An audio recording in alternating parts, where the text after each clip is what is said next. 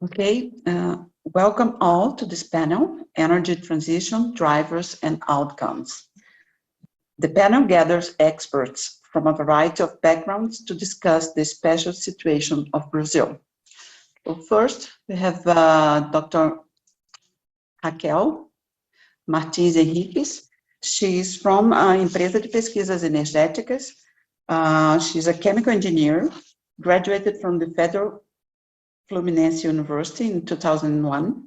She has completed a master and a doctorate in energy planning at COP UFRJ, with part of the research developed at the Catholic University of Leuven-la-Neuve in Belgium. Since 2002, she has been working on the development of studies related to energy planning. In 2008, she has joined the staff of the Division of Oil, Gas and Biofuel Studies at EPE, in analysis related to the biofuels area, where she has been a technical consultant since July 2019. Among other activities, she works in the preparation of the 10 years energy expansion plan and national energy plan, with emphasis on the participation of biomass in the national energy matrix. Dr. Raquel will provide a perspective on how the medium-term energy transition in Brazil will unfold. Next, we'll have Dr. Rodrigo Iglesias from Pontifícia Universidade Católica do Rio Grande do Sul in Porto Alegre, Brazil. He graduated in chemistry at the Universidade Federal do Rio Grande do Sul in 1997. He has a master's degree in theoretical chemistry at the Universidade Federal do Rio Grande do Sul 2000 and doctorate in organic chemistry at the Universidade Autônoma de Madrid in 2006. His broad experience on theoretical chemistry and in general, from electronic properties of molecules to equilibrium and kinetics of water-rock interactions. Currently working as assistant professor at the School of Technology at PUC-RS, and as a researcher on experimental and numerical modeling of geochemical processes and petrophysical characterization of reservoirs at the Institute of Petroleum and Natural Resources at PUC-RS. Dr. Iglesias will present his vision on CO2 geological storage in Brazil. And Mr. Marcos Tank from Carbon Engineering Limited in Canada. Marcos Tank is Vice President of Engineering and Project Engineering at Carbon Engineering, a Canadian climate solutions company, which has a technology to remove CO2 directly from the air, DAC, and to produce very low carbon fuels.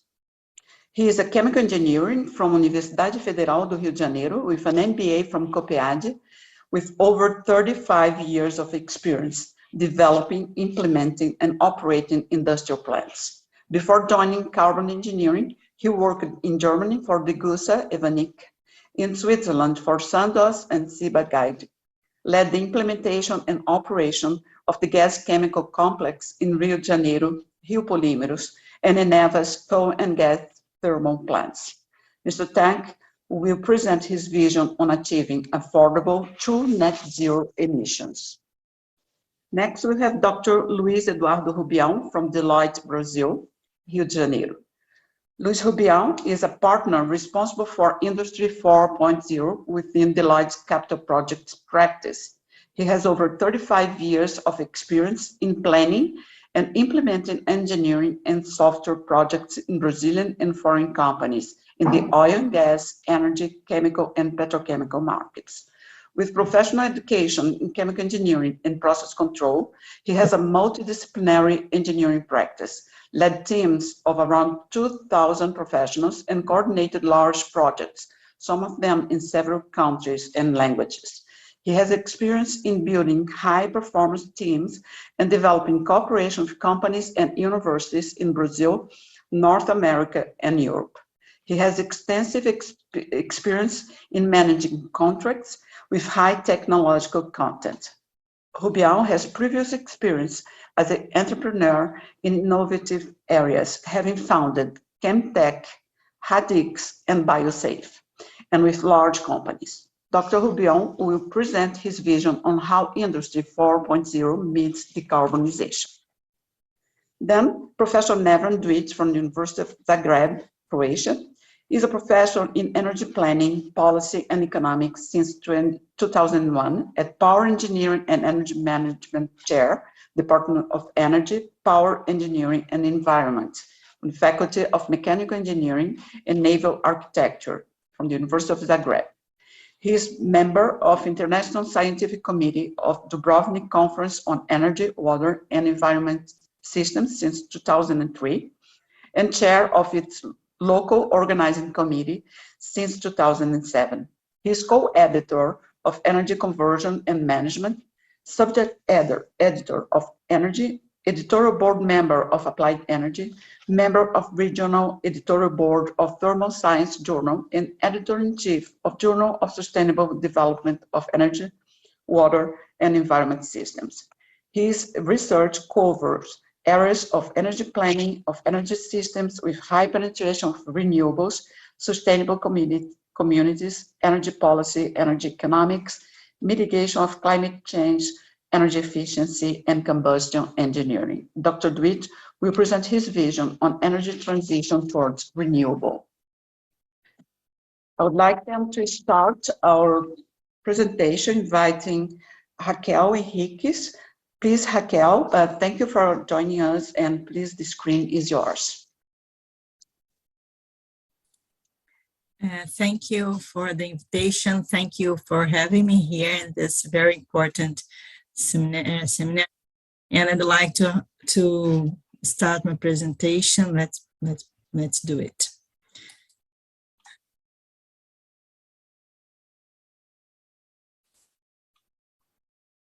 Are you seeing the presentation now? Yes, yes. Cool. Thank you. So my name is Raquel Henriques, as the Professor Ofelia said. I've been working in EP since 2008, and I'm a technical consultant on biofuels, working at the oil products and biofuel department at the Board of Oil, Gas, and Biofuels Studies. So I'm here on behalf of EPE, and thank you very much for the invitation. So EP is a state-owned company linked to the Minister of Mines and Energy, and our duty is to develop studies and data and statistics to support formulation, implementation, and evaluation of energy policy in Brazil. EP is also a member of the board of the National Council for Energy Policy, CNPE, what allow us to take part of the discussion of energy policies in Brazil. And I'll start my informations here discussing the energy transition in the Brazilian context. Brazil is known for its energy resources. We have plenty of energy in our country.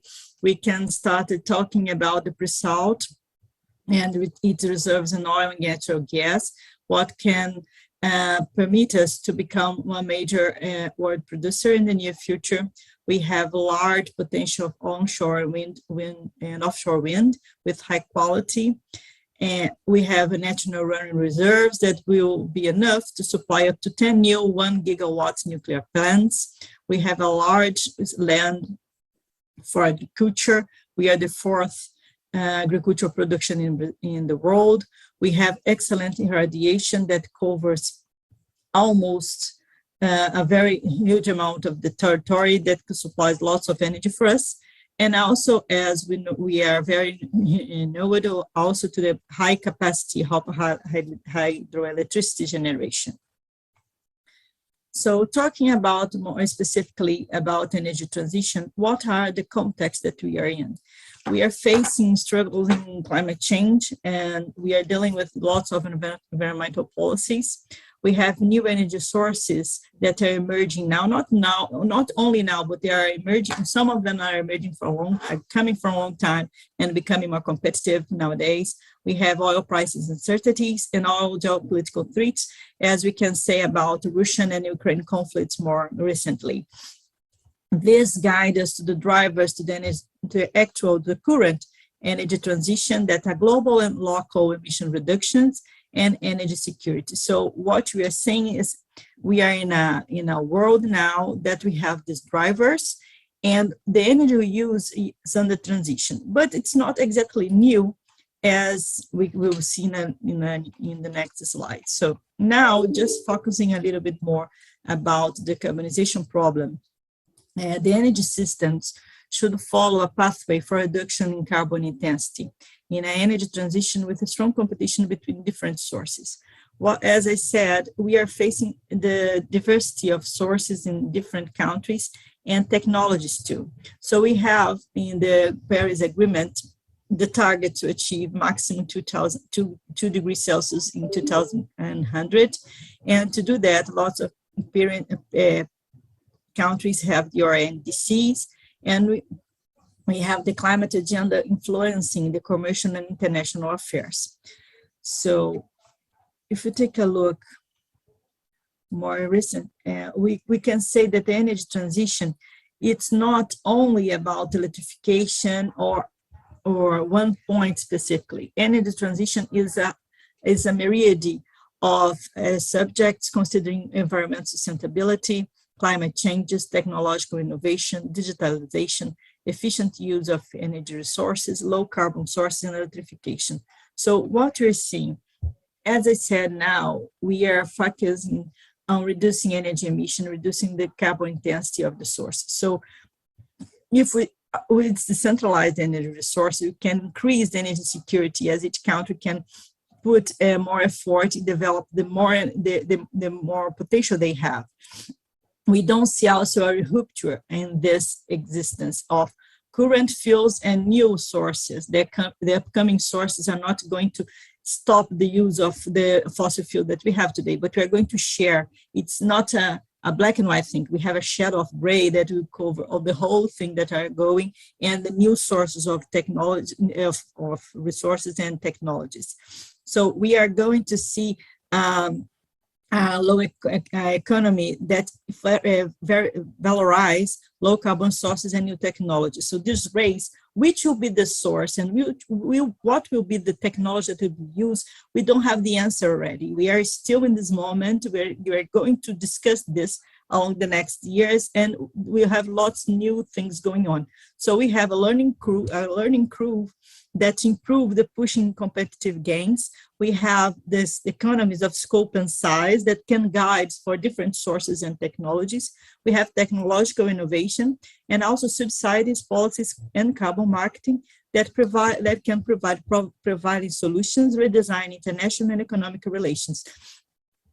As some sources are not already very competitive comparing to fossil fuels, what we have is, if we have a carbon market that really is fungible with different carbon markets in the world, it could help to improve this new technologies and resources participations. So as I said, we are in a transition. Energy transition is not a new thing. We have been passing through this since ever. The whole humanity, we have here world primary energy demand for a decade. Just take a look how it worked since 19th century. In the beginning, we use lots of biomass. Here you can say firewood to provide the energy to humanity. After the first revolution, industrial revolution, you need a more intense energy source. So we started to use coal. But it was not suddenly, it was not in one moment or other. It takes a while to change from firewood to coal. We didn't move to coal because the firewood didn't exist anymore, but because the energy we need for that time we had different characteristics. The same thing occurred in the second industry revolution. When we have the oil discovered and the oil used, it was not in one moment after the other. We have to develop a whole chain to improve the use of oil as we need for logistic reasons and also intensity energy. And in the near future, we have been seeing a more spread possibilities, considering natural gas, the hydropower use, and nuclear and other resources. So what will be the answer for the next, what will be the sources and technology for the new future?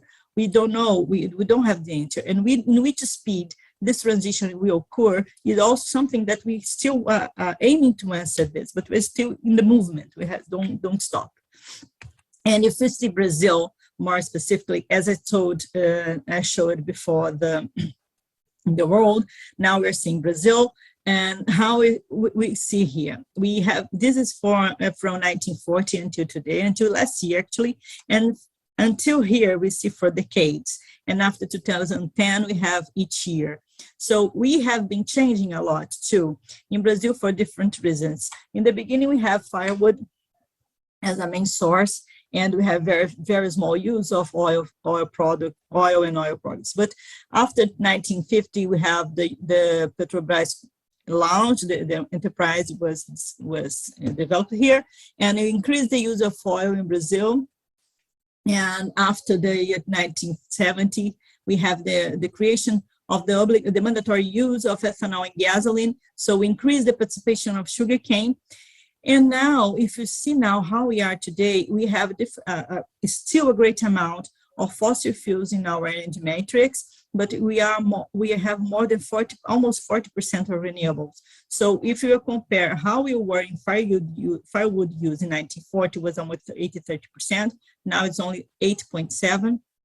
Oil products increased from 6.4 until almost 15 last year. And sugarcane, it's very important to see how it changed after the obligation of ethanol inside gasoline in 1980, and now we have the sugarcane products, not only ethanol, but also the bagasse to industry use, and the matrix sums 16.4%. And very important to say that during this time, we increased in 13 times the use of energy. So we had 24 billion tons in 1940, and now we have 300 billion tons.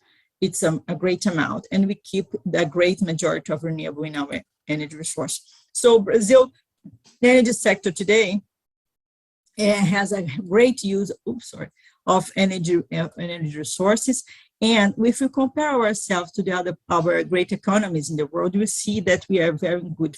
We are very nice in the picture. If you compare with the European Union, China, United States, and India, of course, some countries have not exactly the same amount of energy that we use, but even though we compare to these countries, European and China, for instance, we have great amount of energy use, but we are the highest in renewable participation in the matrix. So it's very important for us in geopolitical assessment. And also we are leader in biotechnology and bioenergy due our great participation of renewable resources in our energy matrix. So these are some policies that help it, not only our incredible resources that gave us this capacity, but also some policies that support the development and the deployment of the use of this energy in our matrix. So we have, since 2005, the use of biodiesel inside diesel fossil. Then we have the use of ethanol inside gasoline. But here I'm focused too in the international agenda that has CORSIA forcing the use, or actually reducing the emissions in CO2. We have IMO that forces some reduction in sulfur content in the maritime fuels. And in 1917, we had RenovaBio here in Brazil. That's the renewable program that have targets to reduce CO2 emissions in the transport sector. And more recently, last year, we had the Fuel for the Future. That was a very important program from the Minister of Mines and Energy that gathered lots of specialists discussing different sources and trying to identify how different policies can combine their forces towards a more efficient way to improve the renewable use in our energy matrix. Here, I highlight too some initiatives like RIACH, Promar, and Abastece Brasil that try to increase the efficiency of the transport sector in Brazil, and this guides us to reduce also the CO2 emissions in this sector. We have the new natural gas market, that has its initiatives to improve the use of gas in the energy metrics, but also to start a new, to help to deploy the biomethane participation. And last but not least, the hydrogen program that was developed in 2021. AP has a great participation on that. And this is trying to really identify all the initiatives that already have gone in the past and try to conduct them to a very efficient way to improve the use and production of hydrogen in Brazil. So what are our opportunities? Well, as I've said before, we see that the energy system will follow a process towards the reduction of carbon intensity. And this will combine different sources and different technologies. The climate agenda will increase influence international trade and will force towards this direction. And for sure, the energy matrix, the energy mix that we have in the future will be completely different and more diverse that we have today. And the several routes and alternatives are capable to assume a relevant role in the energy transition. And we'll probably be facing emerging industry coexisting with the current ones. So where does that leave us? Well, Brazil has an important role in the biofuel production. We have a huge advantage in the sector. We are the second largest ethanol producers in the world, we are following only United States, but we are the greatest sugarcane ethanol producer, as the United States has the corn ethanol in the majority of the production. We are followed by China and India, but they are a tenth of our production last year. And also we have biodiesel production very, very high. We are the second largest in the world. We are, with the United States, we are second, and then 20, we were the third. And we are always following Indonesia that has this amount in a great quantity. And here we have most biodiesel from soy oil. But if we increase the production of HVO or other things, we can even improve even more this production in the country. But last but not least, we have to say about the oil. You still have oil in our matrix. You don't see that we're going to be completely useless of oil in the next future. We still need this, and we will use this source. So Brazil now produces in 2020 almost 1.2 million barrels per day. But with the pre-salt, we see that we're going to be one of the 50 largest oil producers in the world. And we see ourselves as oil exported and importing oil products. So in 2020, we have 500 barrels a day of oil products important. And we see that we're still importing oil products in 2031, almost 20% higher, achieving 600,000 barrels. So we see in our plans that we are still having a great part of renewable sources in our energy matrix in the future. As I said, if we compare ourselves with other countries, we are still very renewable. We are almost 50% renewable since 2021, and we see that we're going to be still 48% renewable in 2031. Although we increase in 28% the energy growth, we still keep our renewability, improving the participation of renewable energy, not only sugarcane products, but also solar, winds, and other renewables. So my final remarks. I'd like to highlight that the energy is totally associated with environmental aspects and acts as a driving force to social environmental development and equity, mainly concerning renewable sources. So the concerns about climate change for sustainable development will be guideline for the treatment of energy subject in the future. So we see the influence of international affairs in the international economy between the countries. The most of the great nations are trying to reduce this carbon intensity of the sources and mitigating the risk of energy shortage in the territories. So we see the promotion of energy efficiency, the production of energy efficiency, and the use of the resources aiming to economical development and environmental preservation. So countries such as Brazil, that we have a great amount of energy resources and technological development, we are part of the game. We need to participate in the discussion. And we see that sustainable fuels are great, and the great importance to improve the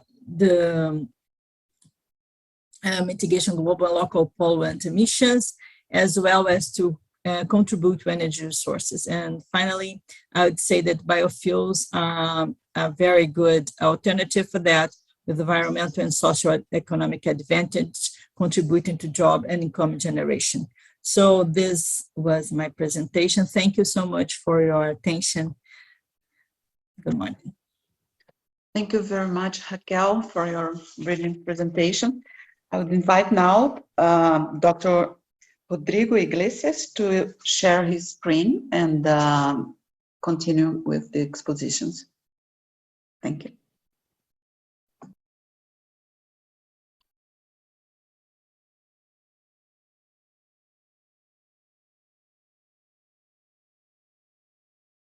I can see my screen. Yes, perfectly. Okay. Thank you, Ofelia, for the presentation and for the invitation to participate in this meeting.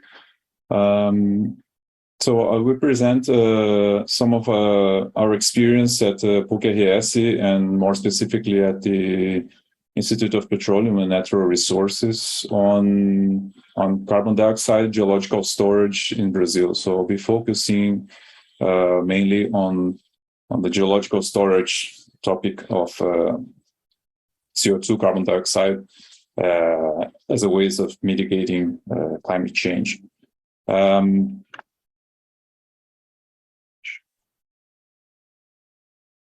Okay, so I'll cover briefly about the geological storage, since it's not my aim here to explain the process and all the elements involved in this technology or process, but mainly the idea here is to focus on the current and past initiatives and also some perspectives for this process in Brazil, and also focus more on the preparation of the Brazilian Atlas of Carbon Capture and Storage in Brazil that was published a few years ago, and how it was developed, and it's still an important resource of information for this technology in the future.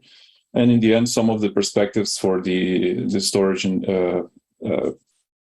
possibilities and stakeholders in our country. So basically, geological storage is the idea of storing carbon dioxide in deep underground for purposes of avoiding emissions of carbon dioxide to the atmosphere, or even to remove CO2 from the atmosphere. The main advantage of geological reservoirs is the large capacity and availability worldwide.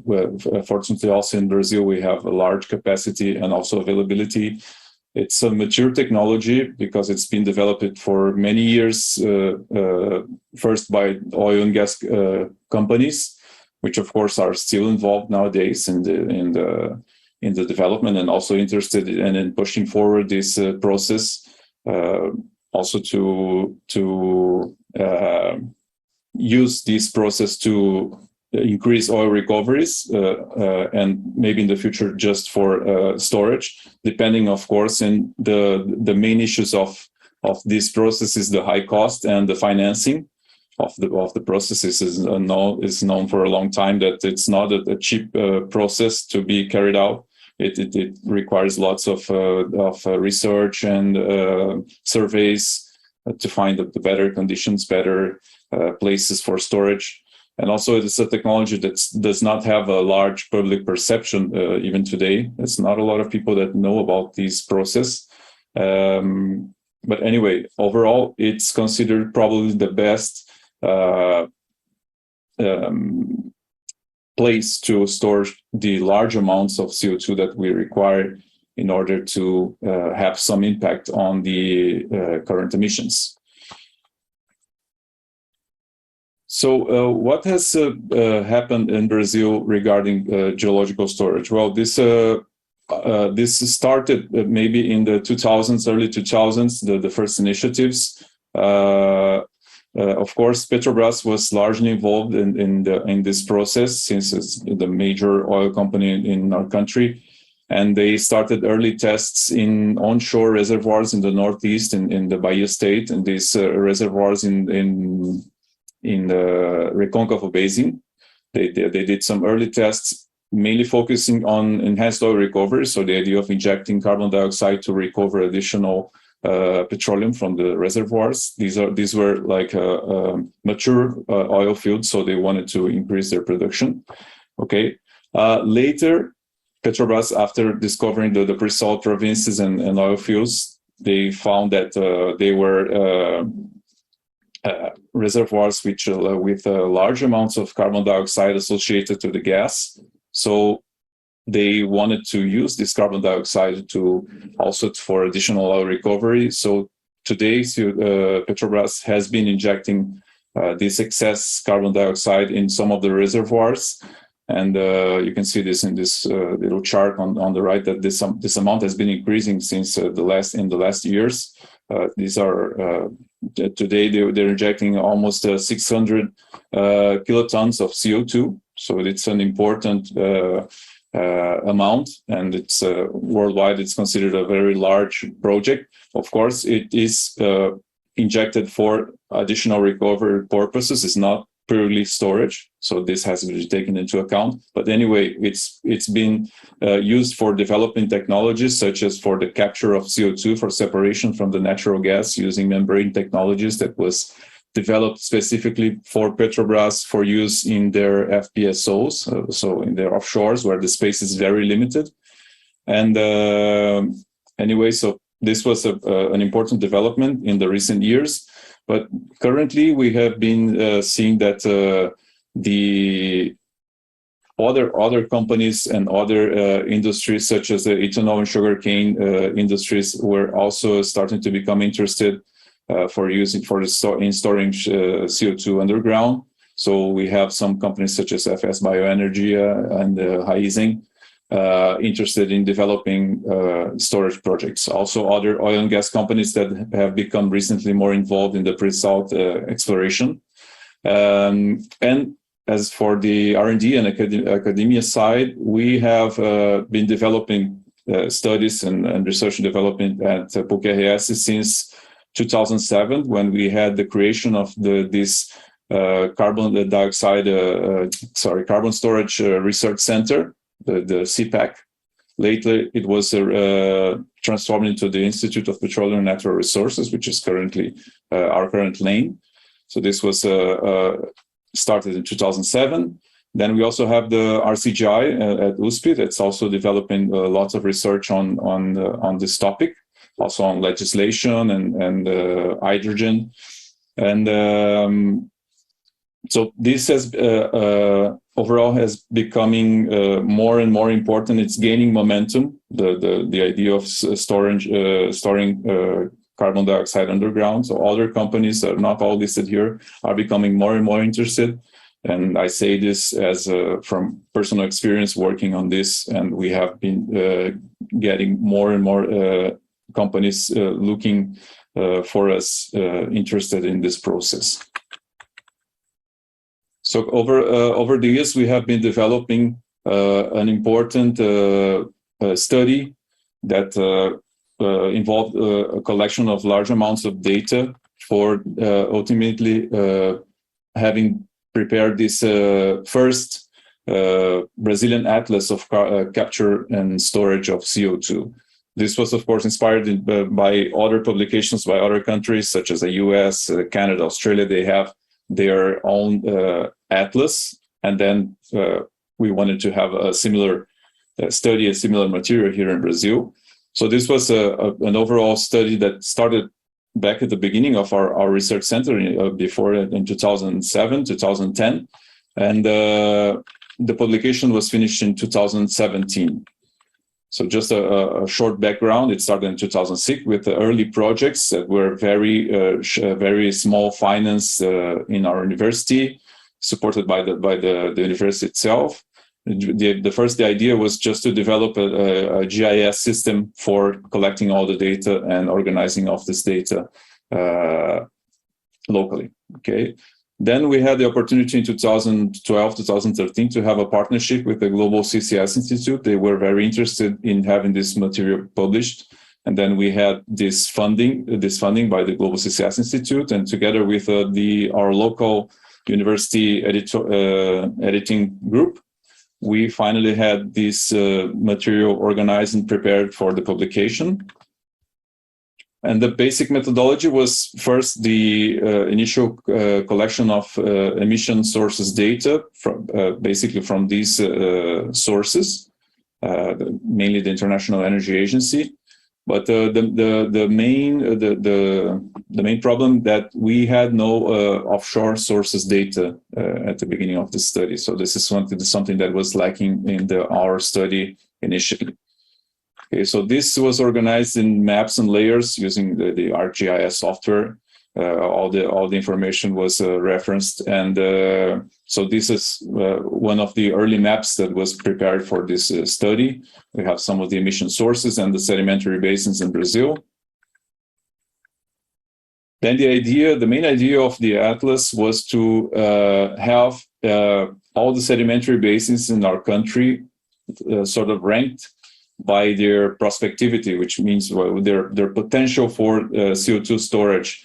And for this, we use several criteria, such as source sink matching, which means the proximity of these basins to the emitting sources, or the highest amount of emitting sources, whether these basins had some production of hydrocarbons and they have mature oil and gas fields, also saline formations data, which we know it's very scarce in our country, also coal deposits, a basic survey of the theoretical capacity for storing CO2, which is something that was very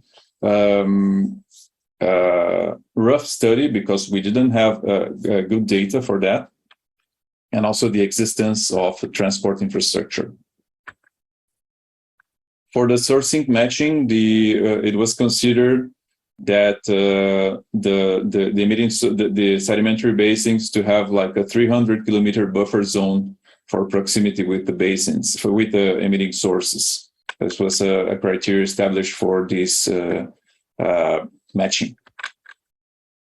The storage capacity, the theoretical storage capacity, was based on this widely known study by Basho et al. In 2007 that separated the capacities in different degrees according to some of the criteria, some of the thresholds that are applied to the theoretical capacity. But basically, the theoretical capacity is like the maximum of available storage space, considering just the general geological reservoir capacity, the general pore space, the available pore space in a reservoir for storage of fluids. Of course, then we have several factors that reduce this capacity, such as economic restrictions or some engineering problems or even geological problems that reduce this capacity. But since these are very complicated to establish and define, the basic idea is to have like an overall theoretical capacity for the basins.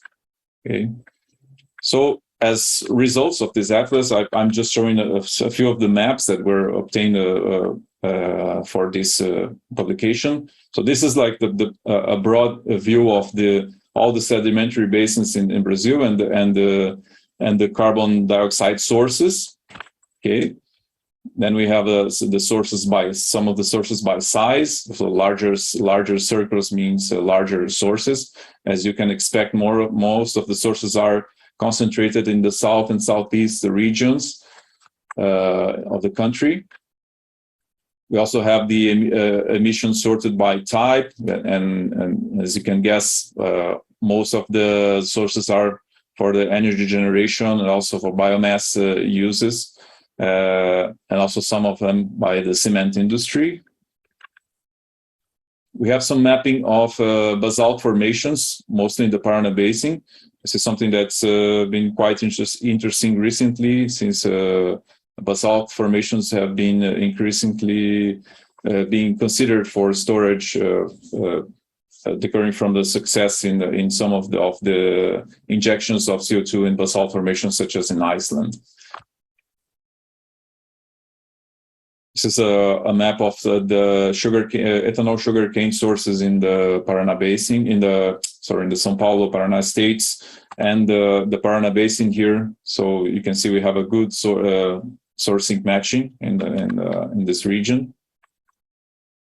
And basically, in terms of prospectivity for storage, since we considered that our data was not good enough, like to have an overall rank of all the basins, the idea was to separate them in three main categories, considering all the criteria that I mentioned earlier. And we just put the basins in three categories, basically a low prospectivity, medium, and high prospectivity. And then we have in the low prospectivity, of course, the basins that are in regions that are less accessible for emitting sources, such as the north and some in the northeast. Also, here in the south, we have the Pelotas Basin, which is a low prospectivity. Then, in terms of medium prospectivity, we have the Solimões Basin in the north, and some of the basins in the northeast, some of them onshore, such as the Sergipe Alagoas as well. And finally, the highest prospectivity, as you can imagine, is the Paraná Basin, which is our biggest, largest sedimentary basin, onshore sedimentary basin that encompasses most of our south and southeast regions, and where we have the highest amount of emitting sources, and also some of the offshore regions, basins that are associated with producing oil and gas fields on our coast.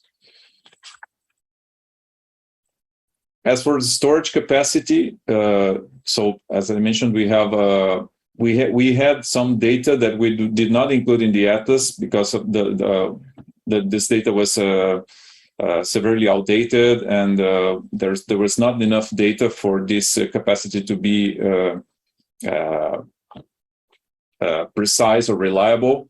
So it was not included in this publication. But anyway, it was published earlier in the 2000s, and so we had these overall results. And more recently, there was another publication that includes the offshore oil and gas fields, and we can see that they're not completely off, considering our previous results. But anyway, we still lack information or data for better capacity estimations in our country. Basically, these are mostly the only studies available until today that have some information regarding this capacity. Of course, this is all theoretical capacity. This capacity from the offshore oil and gas fields are from the information that the oil and gas companies provide regarding the existing reservoir, the existing oil and gas reserves, oil and gas field reserves. So we do not have additional data, which is comprehensible because it's very difficult to obtain geological data. It's very expensive, and we are a big country, and it's there's no financial incentive to dig on some of these formations and sedimentary basins that only have saline reservoirs. So it's unlikely that we'll have much better data than we have until now. Anyway, to summarize these results and to give some perspectives regarding the potential for CO2 storage in Brazil. We had, as I mentioned, some initiatives since the early 2000s, and we can see that these initiatives, they were ranked by the Global CCS Institute in some indicators for all the countries that they study, that they evaluate in their database. And then in terms of the storage indicator, which means the information and data for storage in a given country, we have these 34 over 100, which is not completely bad. I mean, it's above average for many countries, but anyway, there's still lots of room to improve. We need much more data for better characterization of our storage reservoirs, potential storage reservoirs in our country. Then we also have to consider the lack of government interest and lack of the government initiatives for pushing this forward.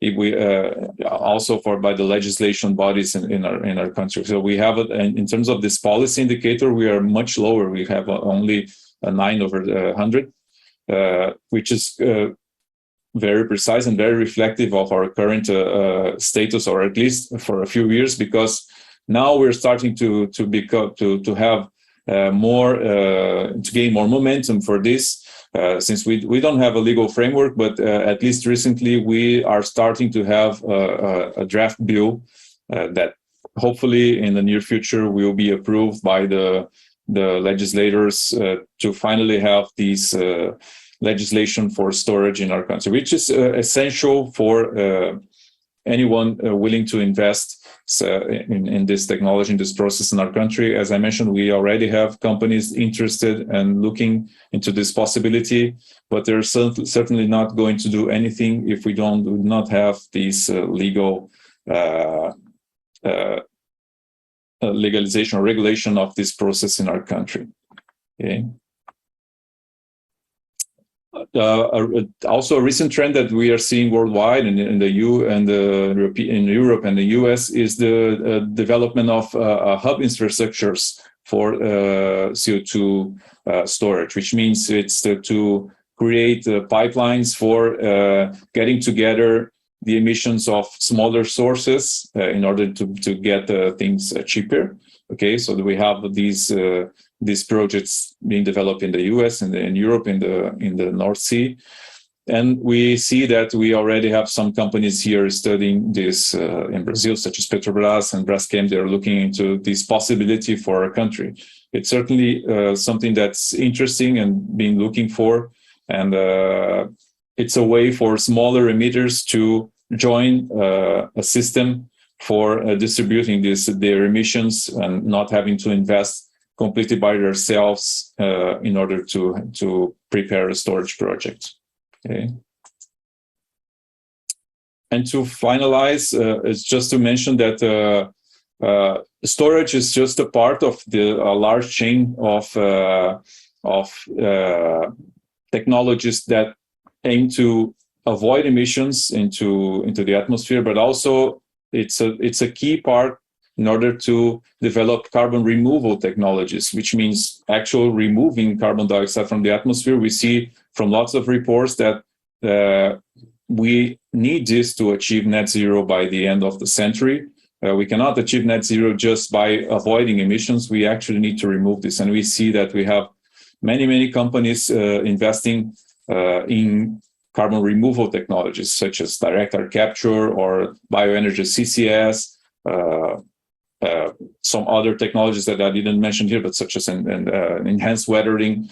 Anyway, these are expensive and difficult technologies, but a lot of people are looking more closely into these possibilities and technologies, and it's certainly that it's going to become more and more important in the near future. Okay, so that would be all. Thank you for your attention, and if you have any questions, or I think we can have them later. Thank you very much, Rodrigo. I invite now Marcus Tank to present his vision. Thank you, Marcus, for accepting. Yes, thank you for the invitation and good morning, everybody. Let me share my screen.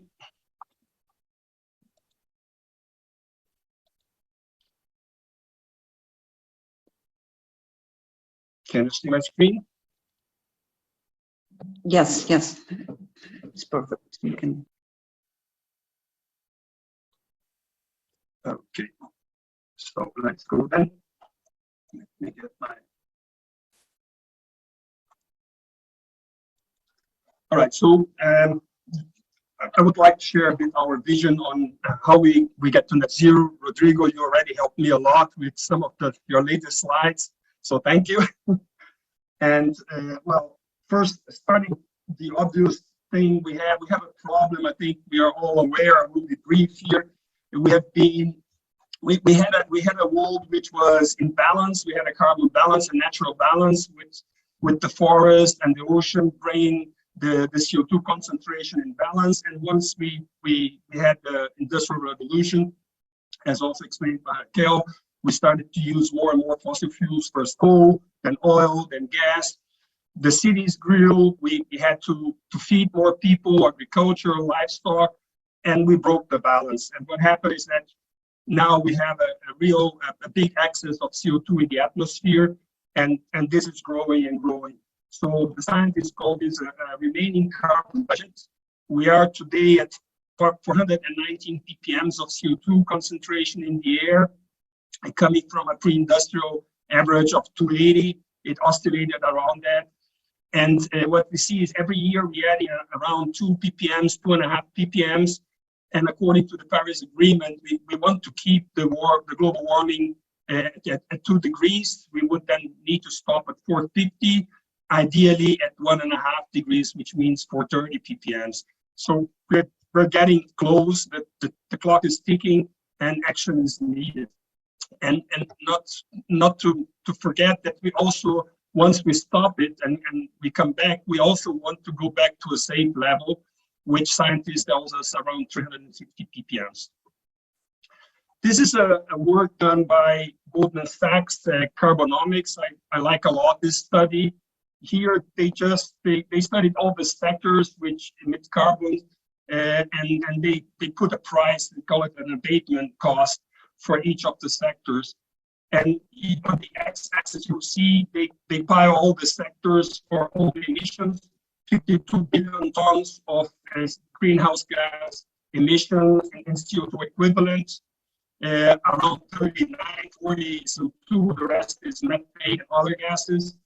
And what we see here on the left corner of the curve is that in certain applications, certain sectors, it's already, you make money if you change to a green solution. A good example is if you need a power plant in the northeast of Brazil, solar and wind is now cheaper than coal or gas.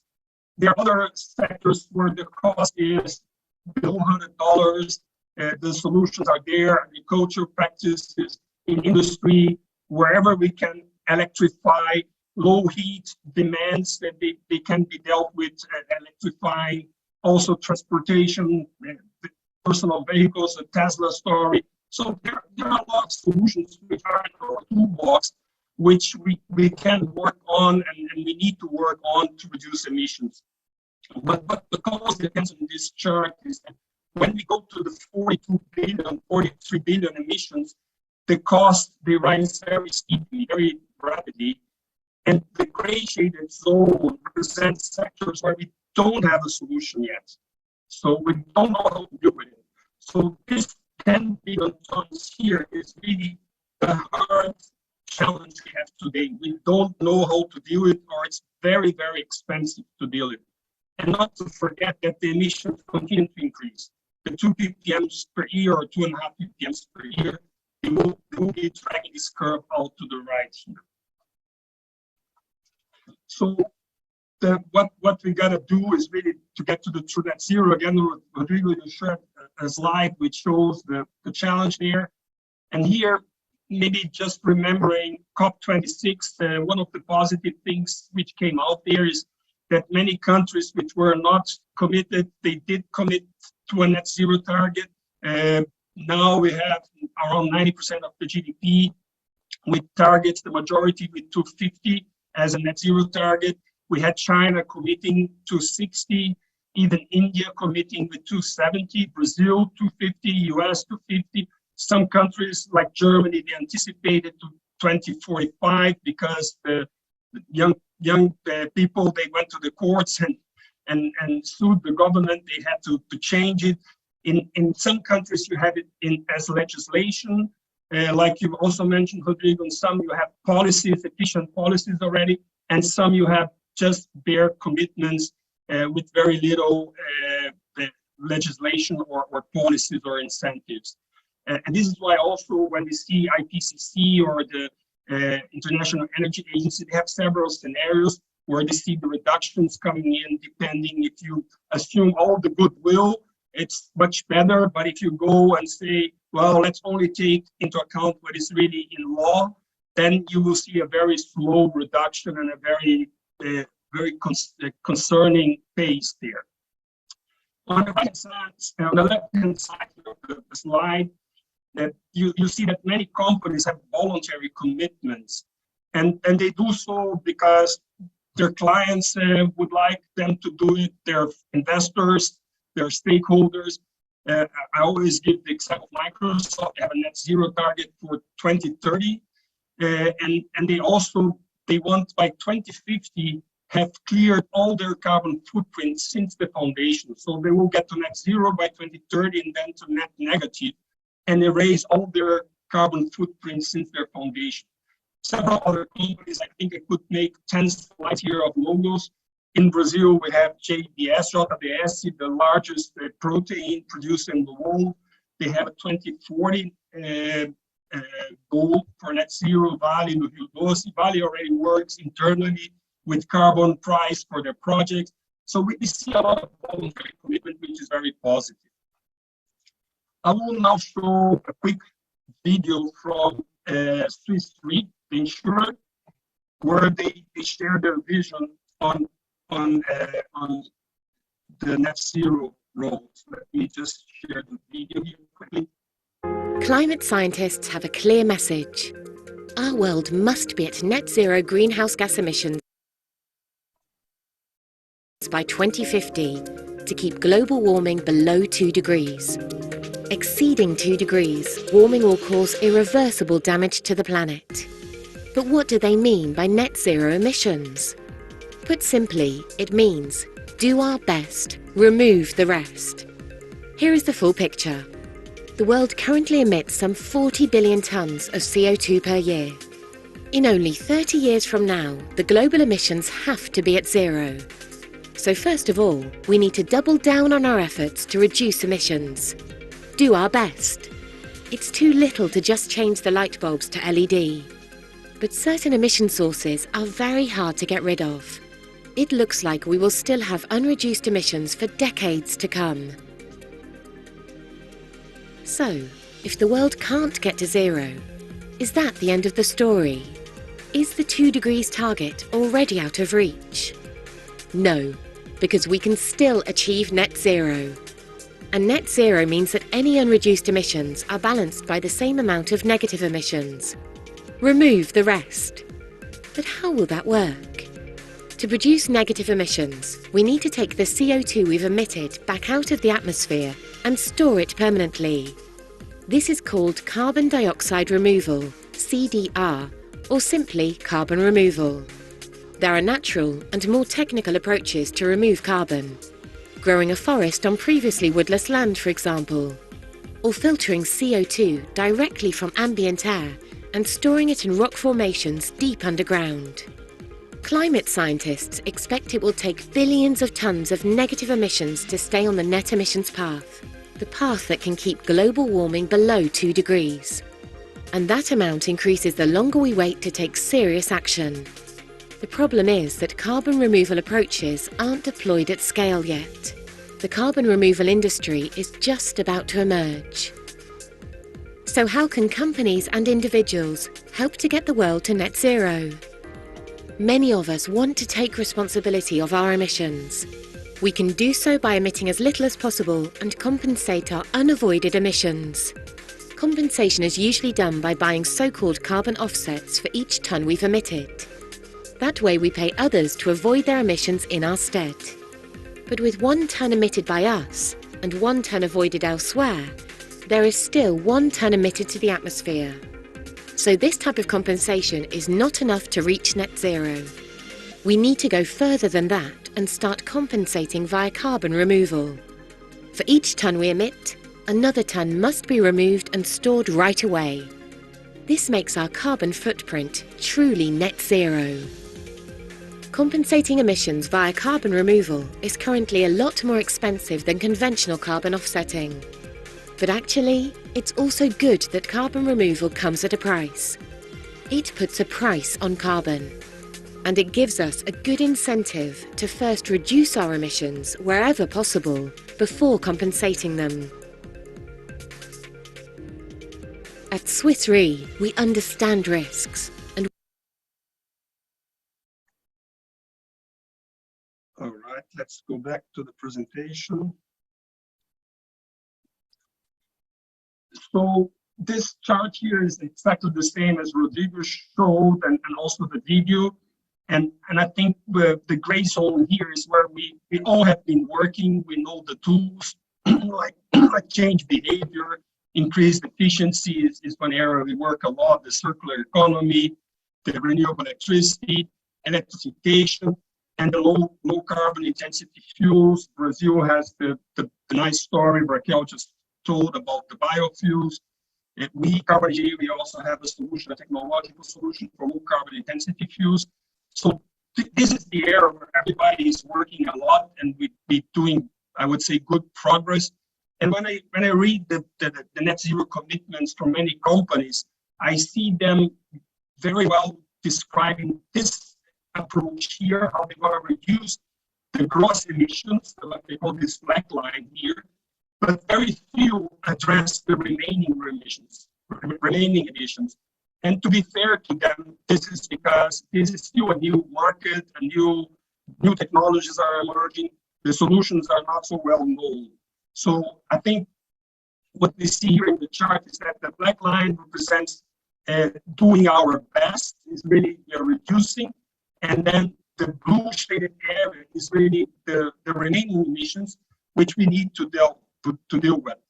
And one thing we need to start doing is the pink line is really the net line, where we deduct the gross emissions from what we remove. And then by following this pink line, we get to the net zero position. And then if we continue, we go to a net negative. What is important is that we start doing this shaded gray here below the line as soon as possible, in order to bring this line here in enough time to get there by 2050. And talking about carbon engineering, so we provide the low carbon intensity fuels, as I mentioned, so we help here in the gray zone. We provide the negative emissions from direct air capture, so we can deal with the remaining emissions, and we can deal with the past as well. This now is also a work by Oxford University. It's a taxonomy of carbon credits, and what they show here is they divide carbon credits in 2 types: the carbon removal credits, the one which are needed for net zero approaches, and they also divide the carbon removal credits, which always store carbon, in 2 types. They call it short-lived and long-lived. I typically call them nature-based solutions and technological solutions. So obviously the nature-based solutions are the ones we know very well: afforestation, reforestation, soil carbon enhancement, and ecosystem restoration. And the technological solutions, Rodrigo also mentioned them. Direct air capture is what carbon engineering does, and bioenergy and carbon capture and storage as well. So those are the technical solutions. Then when we look about the emission reduction credits, and these are the credits which we are used to see a lot here in Brazil and worldwide. They're based on the Kyoto Protocol, the clean development mechanism. So a good example is if you're building a hydropower plant, and Brazil has a lot of these examples, you may claim, according to the Kyoto Protocol, a counterfactual baseline saying, well, I built this hydropower plant, somebody didn't build a coal-fired power plant, and then they get credits emitted, which is great. You avoid emissions, but those credits are not the credits which will bring you to net zero. Similar one is if you adopt a forest, you're maintaining the forest, you're avoiding damage to this ecosystem. Very nice, very important, but this doesn't bring you to net zero. And the third type of credit is one which we will see starting more and more, related to industrial flue stack carbon capture, where you'll be capturing emissions from an existing industrial process. All right, so let's go to the next one. So what does carbon engineering do? Like we said in the beginning, we are a carbon solutions company or a climate solutions company, and we license a technology to remove CO2 from the atmosphere and concentrate it to 99.99%. And this CO2 can then be stored permanently in a geologic storage, or can be used to produce chemicals. The most prominent chemical which we look for is aviation fuel. Aviation is one of the hardest to abate sectors. So if you combine our CO2, which we capture from the air, with green hydrogen, with a couple of synthesis steps, we can produce those drop-in fuels, being diesel, being bio, aviation jet fuel. And the logic here is that the CO2 emitted during the combustion of these fuels was already captured from the atmosphere beforehand. So in theory, this would be a neutral fuel. It is not neutral. We call it like low carbon intensity because in the process of producing this fuel, we have some small emissions which need to be accounted for. If you remember when I showed the Goldman Sachs chart, the abatement cost curve, I mentioned that we have an issue about 10 billion tons of CO2 are very hard to abate, are very expensive, or we don't have a solution. So our founder, when he developed our technology, he always thought we need to have a solution which can address 10 billion tons of emissions. So we need large-scale deployment. This is why our technology is not based on any prototype. It's not like a specific machine which was developed to capture the molecule from the air, but we draw equipment from existing other industries. So we basically use a cooling tower where we do the contact of a chemical solution with the CO2. The CO2 is captured in the solution. Then we use an equipment from the water treatment industry, a pelletization reactor where we precipitate a calcium carbonate. The CO2 now is in a solid form. And then we use another equipment from the calcium, from the lime industry, which is a calcinator, where you just take the limestone, which is calcium carbonate, and you calcinate it, and then you recover calcium oxide and produce pure CO2. The chemicals are all regenerated in this loop and in this loop, and at the end we produce pure CO2. So the key message here is that existing supply chain, we're able to build multiple plants at the same time, drawing on this existing supply chain. Our projects are standard projects because differently from flue stack, every flue stack has a different composition, a different flow rate. Here, our plants will always be a 1 million ton per year capture rate. The composition in the air is always the same, regardless where we are, and the end product is always the same. So this facilitates a mass deployment. And also our plants can be located wherever we want. We don't need to go to the flue stack. We go to the best place, being on top of the reservoir, or being close to a renewable energy supply, or close to a port to facilitate construction costs. This again is the Goldman Sachs curve. So if we see today the estimate of our technology, and we cannot be giving cost out, but these numbers come from other sources, McKinsey, and also our first licensee, Occidental Petroleum. They announced this cost. So, Rodrigo, you mentioned that the direct capture is still very expensive. We may say yes if we compare it to the regular offset credits, which trade at $10, $15, $5. But this is another product. And if we see what is the cost to address this problem here, it is much cheaper to go with direct air capture than incurring this cost over here. And look to the future with more deployment, with scale, and with more development of the technology. Also, these numbers come from others, from the DOE, the Department of Energy in the US. The technology is expected to get to $100 per ton. Like the same way it happened with solar, with wind, and batteries, with scale and with time, the technology cost will come down. And to finalize, just a bit of our fuels production or technology. Like I said, we take the CO2 of the air, we combine it with hydrogen. And since we start with a 99.99% CO2, our fuel is also very, very pure, no sulfur, no other impurities. So it besides the low carbon intensity, it also brings a huge benefit in terms of local environmental impacts with those other components. And to finalize, my key message here is that it's great that we have a lot of tools to do our best reducing emissions, but we need to start planning also to remove emissions. We won't get rid of oil, we won't get rid of steel, of glass, of cement. We cannot bring it to zero without the removals. So the removals need to be in our planning from now on. I think this is the key message. Thank you for your time. Thank you, Marcos. Thank you very much. Now I would like to invite Rubião to share his vision.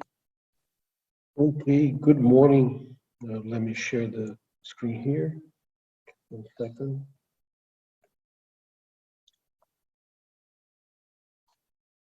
Yeah, can you see?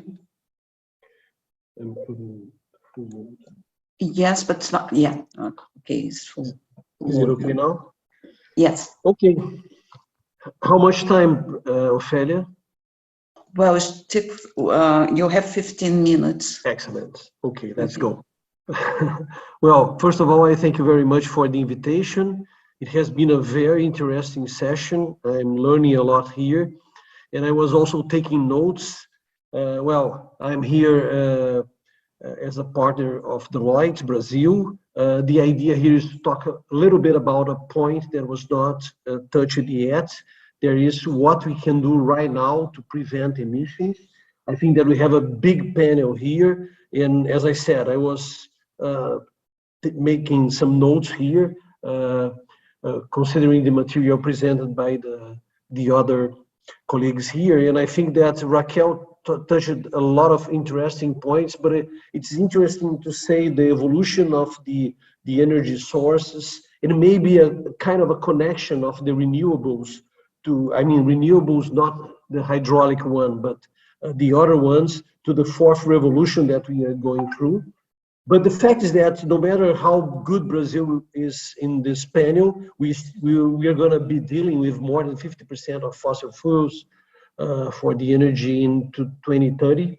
Rodrigo was mentioning, and it was very interesting to see the storage of CO2. Started with the idea of enhanced oil recovery, but now it's something that is being considered by the other fuels and by companies like Braskem. There is not an oil producer. The message, I think, that was also reinforced by Marcos, that it's not only a matter of reducing emissions, we will need to capture, we will need to remove the CO2 already produced at a certain point. And it was kind of very quick, a very quick note in Marcos' presentation, but we are not only talking about CO2, we are also talking about methane, we are also talking about nitrogen oxides. And what we feel is that in the middle of all this big picture, With a lot of news today in the Valor Econômico newspaper, we have a very interesting report about offshore eolic parks. We have been seeing announcements from Shell and from Unigel about hydrogen plants. And so I think that we are in the middle of this big panel, but the idea for me right now is to talk a little bit about Industry 4.0. There is another revolution that is running in parallel to this discussion here, but I think that at a certain point, we can have a kind of synergy between these two challenges that we have straight ahead. Somehow the idea of the Industry 4.0 is exactly the same that was presented by Raquel when she was mentioning the energy sources. I was still hoping to see the kind of association with the third industrial revolution and the fourth, but the fact is that when we think about the automation process, the information process on the big aggressors to the CO2 panel in the world, especially the oil and gas producers, what we feel right now is that we are in the middle of a lot of ideas that are coming to us. We have this panel that I want to show here because we are far from the ideal situation. The oil and gas industry, not only in Brazil, but globally speaking, has been always a kind of important leading edge industry in terms of technology, especially computational technology, but this is not the case right now. If we look, and Deloitte has already studied these cases, both a global case and the Brazilian case, if you think about what the oil and gas industry, what the power industry is doing right now, what we can say is that in terms of the digital maturity, these industries, they are very behind some other industries like telecom, like media, like real estate, and this is something that needs to be worked very quickly. Because here, when we are talking about Industry 4.0, we can, as Marcos was mentioning, it is the do our best. Right now, we need to do our best while we do not have all these tools in place, all these resources to really remove CO2 from the environment. I'm quite sure that we will do this in the future. The companies, they need to invest, no doubt about this. This discussion cannot be postponed, but while it's not a reality, we can do something in the present. We can increase the digital maturity of the companies, especially in the oil and gas sector and in the power sector.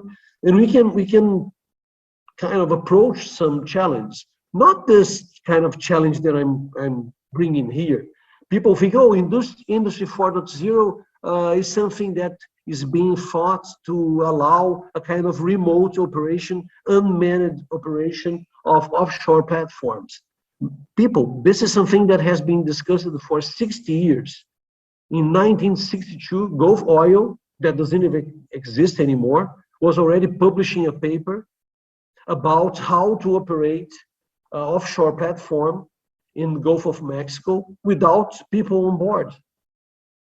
So this is something that was being discussed 60 years ago. The idea here is really to bring a kind of a new toolbox for us. When we think about this toolbox, I bring here two examples. I think that we do not need to think about spectacular things, spectacular algorithms, spectacular tools, spectacular software development. We can have a situation like this here. This is a very simple example that is related to this revolution that we are going through. We have a safety valve here. This is something that is very common, very usual in a kind of oil and gas facility, a petrochemical facility. And this valve, the duty of this valve, the mission for this valve is, okay, whenever the pressure goes too high, this valve will be open automatically, mechanically, typically, and we are going to have a kind of release of gas. We are going to simply, through the gas, we are going to have the gas going to the atmosphere. This gas is not CO2. Sometimes we can even send this gas to a flare and burn it transform it into CO2, but it can be released to the atmosphere in a raw way. So we can have methane, for instance, here. And methane is much more aggressive to the environment than CO2. So the idea here of using this 5G technology to use this new communication technologies is to do something that was not possible before. Nobody 20, 30, 40 years ago would think about monitoring all the PSVs, all the safety valves of a petrochemical installation, an oil and gas installation. Nowadays, it became possible. You can install a kind of acoustic sensor here that just through the noise of the valve can indicate if the valve is open or not. And when the valve is open, the valve is releasing CO2, not only CO2, CH4, methane, some other components that can be even more aggressive to the environment. And what we have been seeing through initiatives like that is that we are not only detecting the moment these valves are being kind of operating, but we can also check and follow some moments and some intervals where it's kind of leaking methane, for instance, hydrocarbons, for instance, for a long time, a long period of time. So this is something that became possible with this new age of communication technologies, isolated sensors. This sensor does not require a kind of a cable to be connected to a DCS, a control room of a kind of a petrochemical installation. It's not only like this, we can also have in our toolbox the real and intensive use of artificial intelligence. Artificial intelligence is something that has been around for more than 40 years in the chemical industry, but it was not a kind of concrete application. I myself have been studying process control and artificial intelligence solutions, and it has never been possible to really have these solutions in place in a kind of intensive way. Nowadays, it became possible. And it's something that can be done right now and can be used by us to approach some of the problems we have. Why? Because at the end of the day, when we look to Brazil, and we are especially concerned about Brazil, and we look to Petrobras, for instance, Petrobras is in the middle of a big race to get oil out of the pre-salts. They will have 15 new FPSOs in 5 years. They will start operation of 15 new FPSOs. It would make no sense to simply say, Petrobras, stop exploring, stop producing this oil that is already there in the pre-salt, was already discovered and mapped.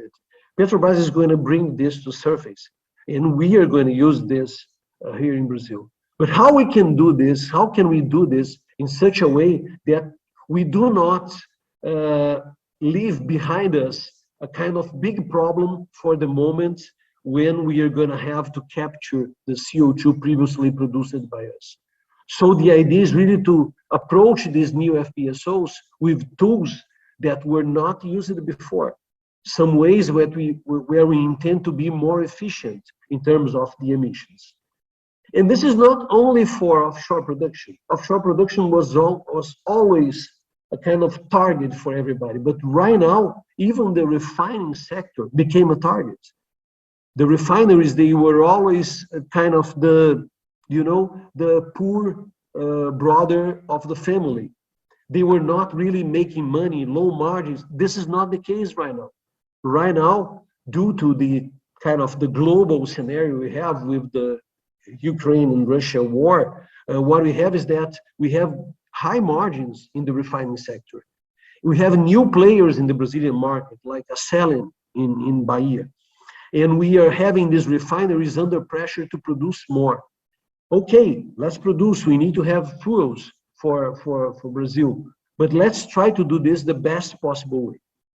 Considering this scenario, that is a kind of, in my opinion, almost unavoidable scenario, and in my opinion, it would be a little bit crazy try to simply neglect that we have this challenge and that we have this potentiality in Brazil.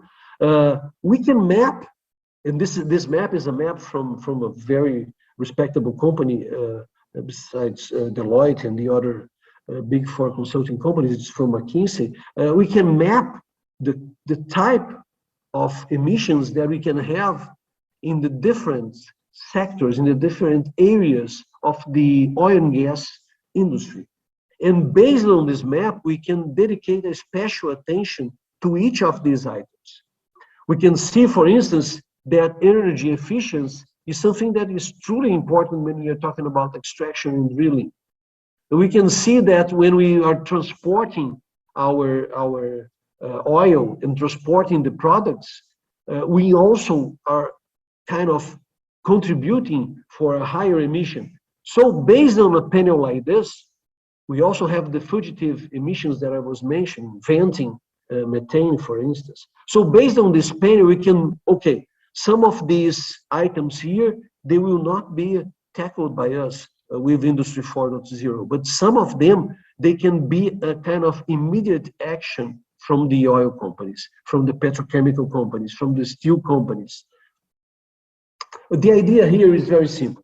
The idea here is really to use the advancements in digital technologies, and I mentioned some of them. We have the Internet of the Things that can enable the safety valve application. We have the digital twins that can allow us to have a kind of very good simulation of what a plant or a petrochemical plant or an oil and gas plant can produce in terms of emissions. And we also have the artificial intelligence tools. And the idea here is to concentrate in two types of emissions. We would have, in general, three scopes of emissions. We would have scope 1, scope 2, and scope 3. And the idea here for us is really to concentrate on scope 1 and scope 2, the emissions that somehow are kind of under control of these companies. So we are talking about direct emissions that from our sources, from our use of these sources in the plants, and the indirect emissions. Kind of some of the examples I have given before. Well, just to make a very kind of brief summary here, the idea is that when we are talking about scope 1 and 2 emissions, we talk about a lot of items that can be considered by the industries. We can talk about electrifying operations. When we electrify an operation, instead of using a kind of energy source inside a refinery, and sometimes we do not have room for instance, for a kind of aeolic power or for a solar power park in these areas, we can use electricity to allow some other companies to produce a good energy with less CO2 emission, maybe zero CO2 emission, and then we can use this inside our industries. We can enhance energy efficiency. Energy efficiency is an ocean of opportunities. We have a lot of things that can be monitored, that can be optimized, and then that can give a kind of very significant reduction in the emissions we have on a refinery, on a FPSO, or on a petrochemical installation, on a steel mill plant, all these types of industries. We can improve logistics. Logistics is also a very crucial point for us. We can reduce flaring. Flaring is something that is absolutely crazy. We are driving on a road and then we see that big flame there, a nice and huge flame there. It's completely crazy. We are wasting products that could be useful for us, and we are generating more CO2. So we can reduce flare. We have been seeing customers making a very, very good progress in this area. We can obviously employ methane capture, and we can even talk about a kind of mechanical capture. We can try to transform methane into something different, something that can be dealt by us without needing to think about the storage. But obviously, this is something that, as was pointed by Marcus Tank, is something that may become a little bit expensive when we are talking about huge amounts of methane. And we can optimize production. in reservoir management through the use of digital tools. We can use the IoT sensors, we can use digital twins, we can use virtual reality, and we can model the scenarios, we can optimize the scenarios to really be more efficient. And this is what is behind this big message here. Well, this is a picture that I took the other day. It was 2 weeks ago, and I was going to a kickoff meeting on a customer here in Brazil, a refinery, and we are going to talk about exactly this subject. How can we improve the operation excellence of the refinery? How can we tackle problems like the fugitive emission of some PSVs, some safety valves? How can we improve energy efficiency? How can we improve the logistics, all the transportation of the products and the raw material that we have in the refinery? So we were going to talk exactly about the use of these technologies to do our best right now to reduce as much as possible the emissions. While we cannot have a kind of 100% usage of the renewables, and as all of us were reinforcing here, this is the concrete scenario. It's kind of the brutal reality we have. We're going to live with oil for some more time, for some more decades. It won't be in 2030. I myself, I don't believe that in 2050 we'll be really ready to have the kind of perfect situation. But the fact is that we need to start doing something.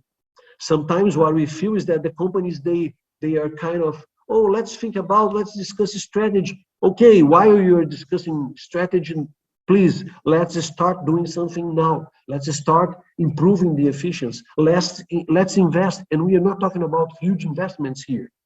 So seeing the rainbow there in the horizon when we are going to this refinery was a kind of hope in my heart. As a chemical engineer, I always thought, and I always talked to our employees, to the students I had in my career, that as chemical engineers, we have a kind of very important role in the economy. We have a kind of we can be an agent, we can be a kind of changing agent in this environment. We can bring technology, not only Industry 4.0 technology, we can improve the processes of refining oil, the process of producing plastic.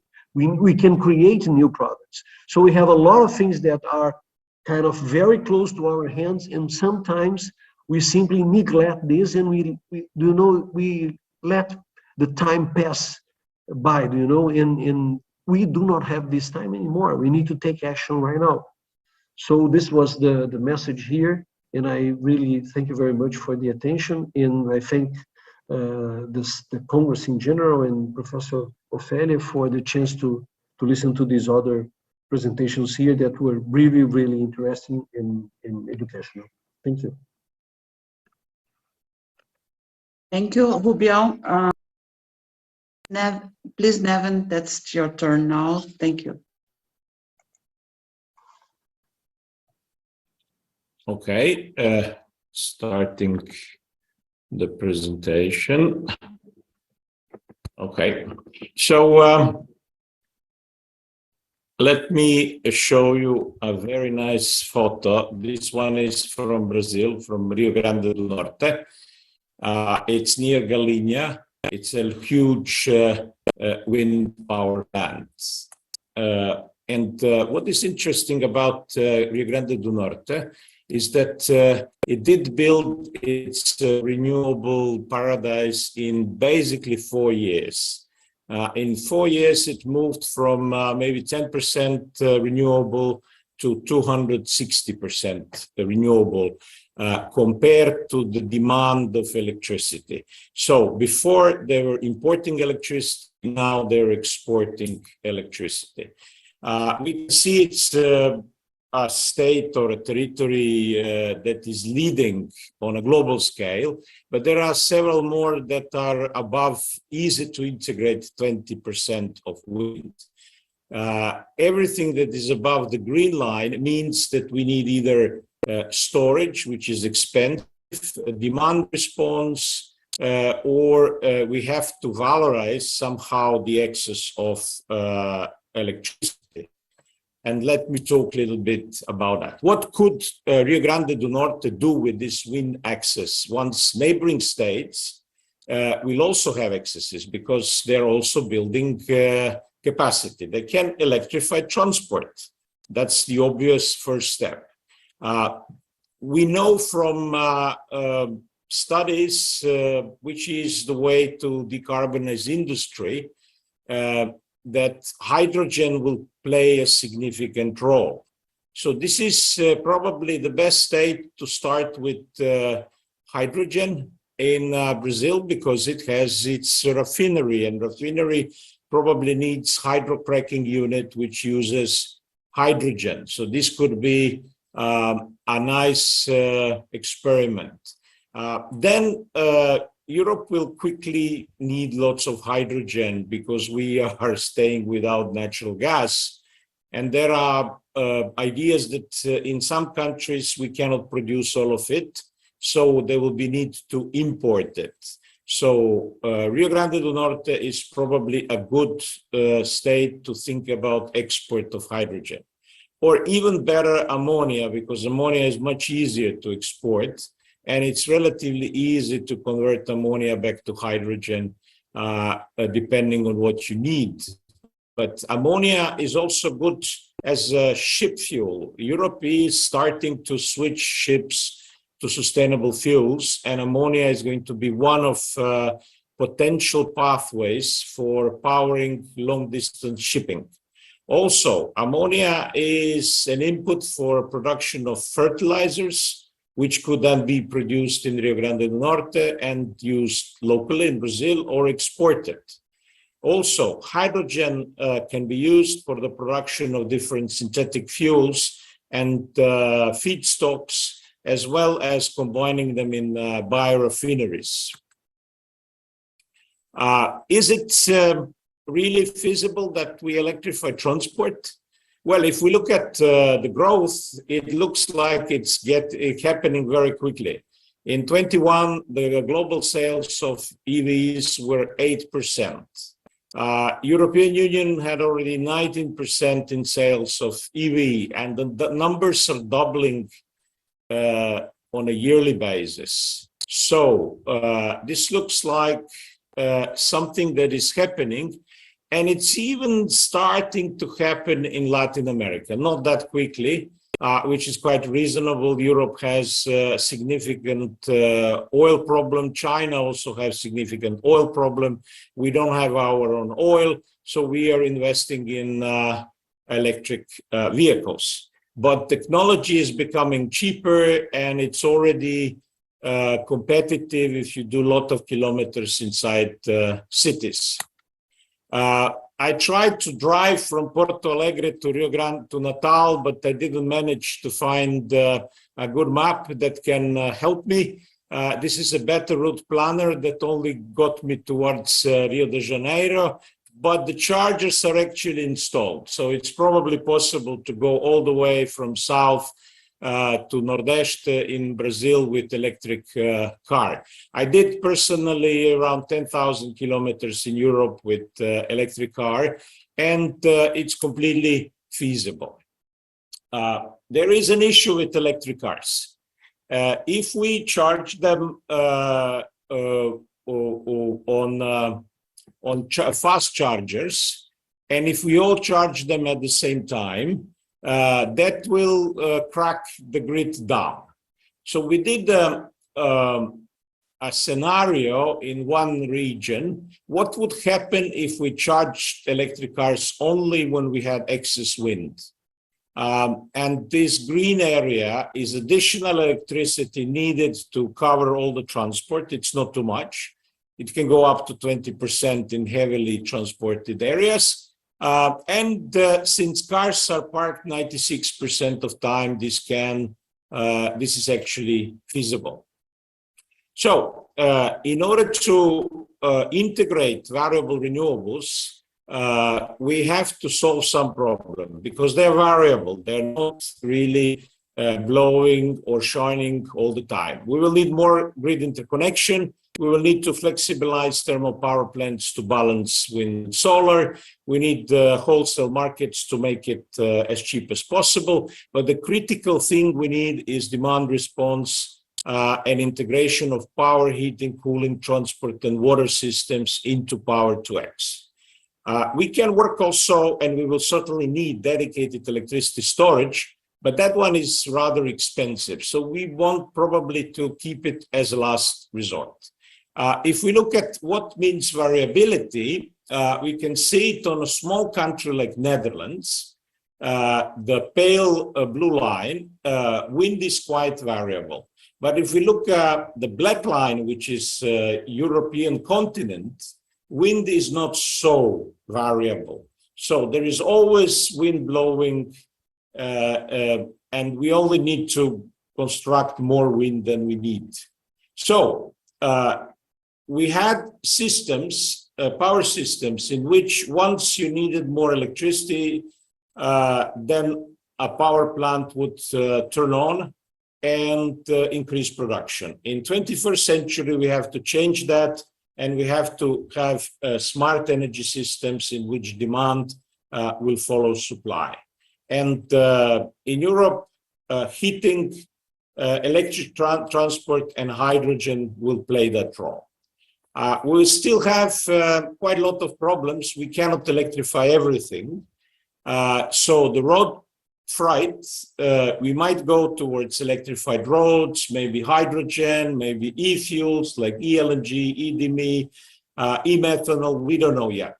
Long distance shipping is moving towards ammonia, e-LNG, or e-DME. Long distance aviation is moving towards biofuels.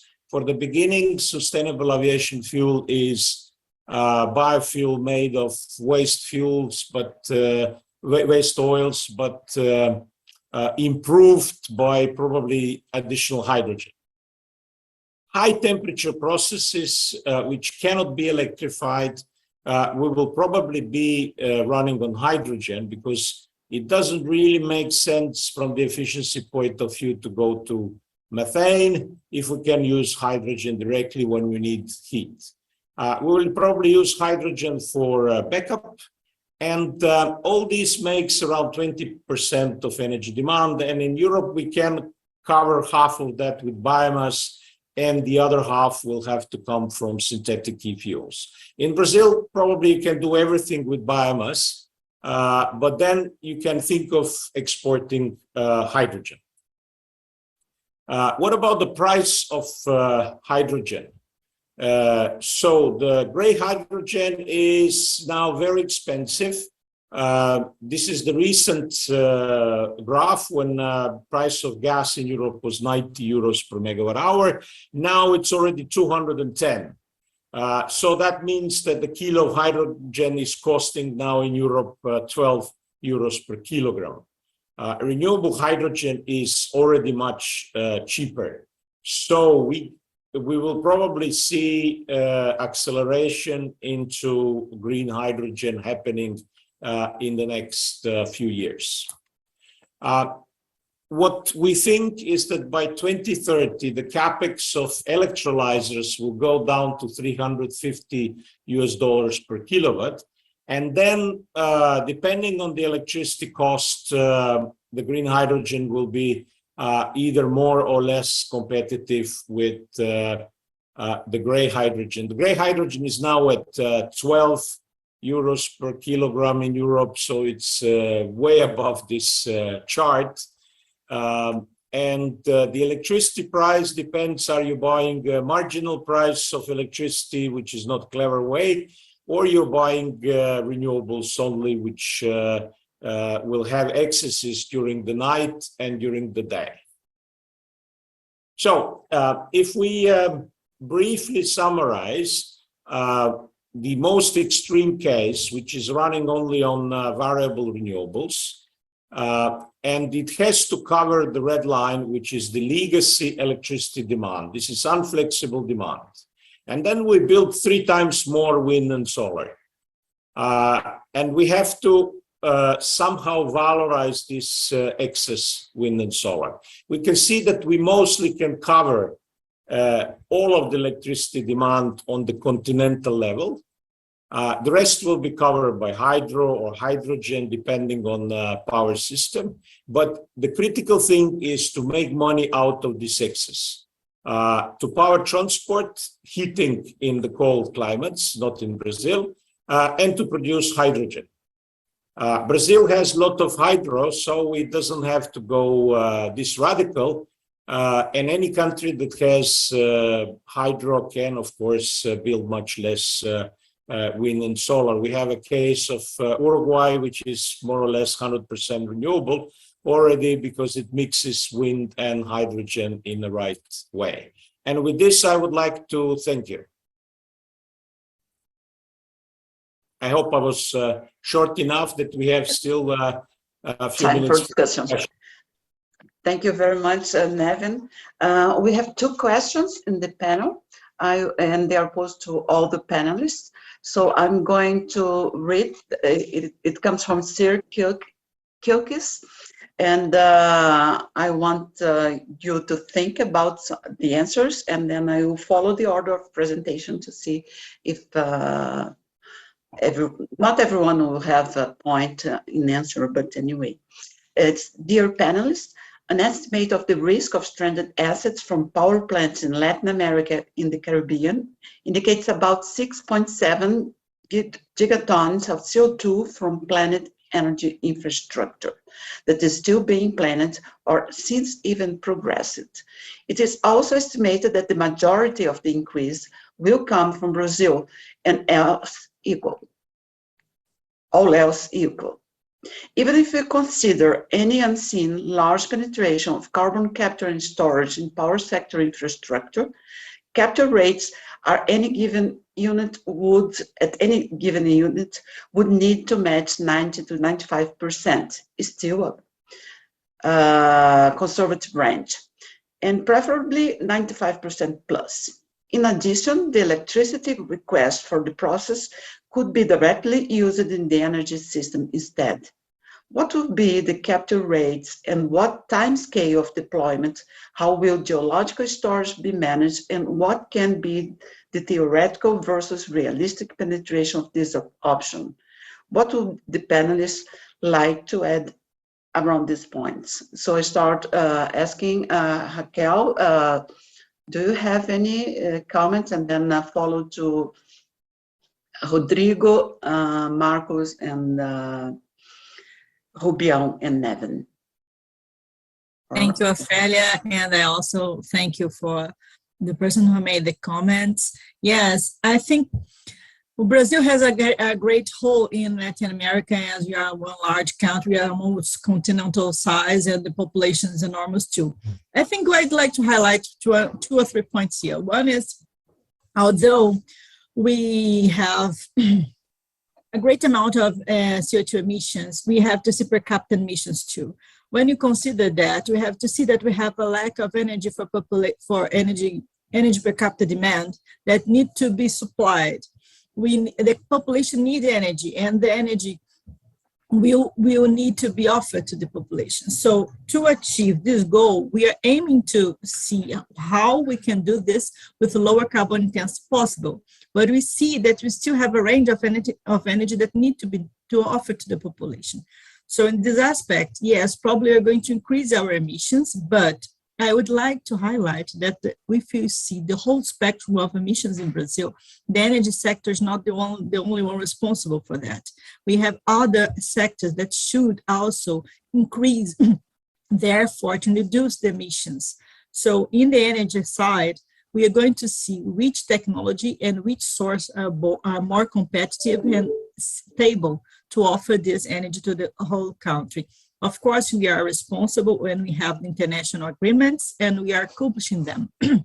But we also have to see how it's in the whole world, in the picture, the whole picture where we are. I don't know how many minutes I have, but it's also important to see that some solutions that are very well spread for the whole country, for the whole world, is not specific for Brazil. We have to find our own answers. We have our potentials here, and we have to see that improve the social economy, improve the energy affordability for the population, and also never forgot that we have to do in a lower carbon intensity. Thank you, Raquel. Rodrigo, about the carbon capture, how do you? Yes, I just mentioned that I agree with Raquel about the energy sector is probably not the main issue here in Brazil. I think when we speak in terms of emissions, we're probably going to see geological storage more associated with heavy industries such as cement, steel. Also, of course, with the oil and gas industry, remaining oil and gas industry even in the future. But probably the energy required will come from renewable. Of course, there's always a decision, well, if you have this electricity available, would it be more interesting to sell this electricity or to use it to provide some kind of carbon capture and storage solution? I think this will be all answered by the carbon market. I think it was Marcus that said the carbonomics of the process. I like this word, the carbonomics.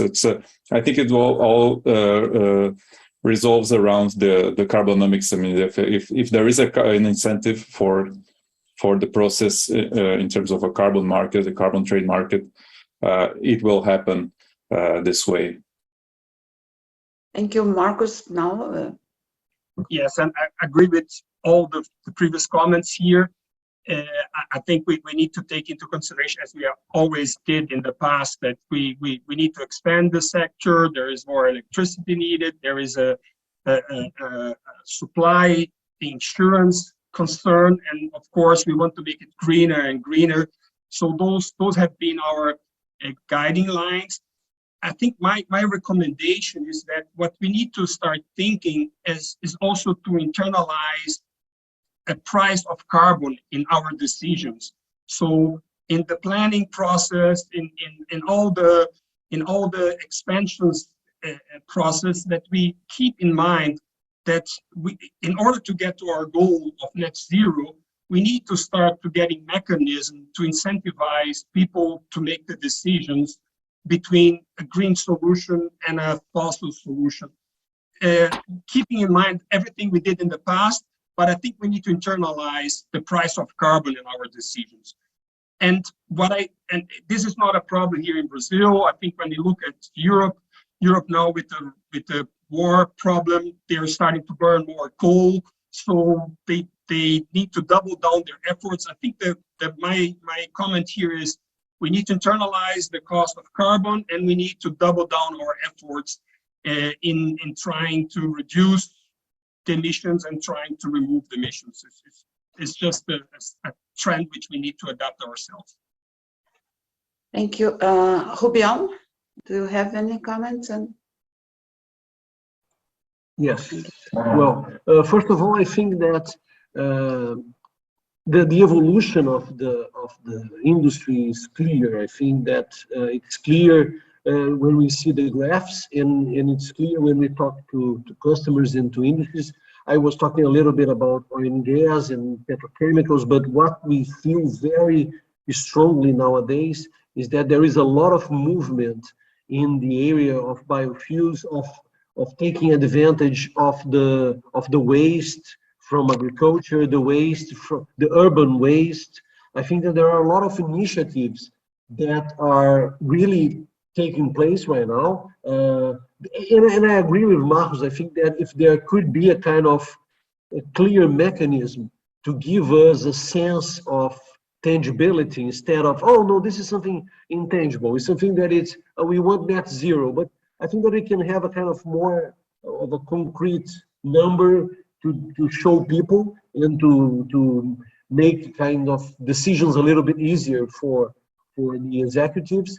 But I'm quite sure that Brazil is in a good way. I think that we have a lot of things happening, from hydrogen to urban waste to the eolic parks, and we are going to deal with this this idea of trying to store the renewable energy into chemical energy. And when I was watching Niven's presentation with the smart consumption, you call the smart charging of the electric cars, I see a lot of kind of synergies with Industry 4.0. So I think that we have a lot of challenges ahead of us. I wouldn't be kind of pessimistic. I think that we need to be quick. We need to act right now. And I think that this is something that sometimes people have a kind of inertia to be kind of solved before we move ahead. Okay. And Nevin, please, add your view.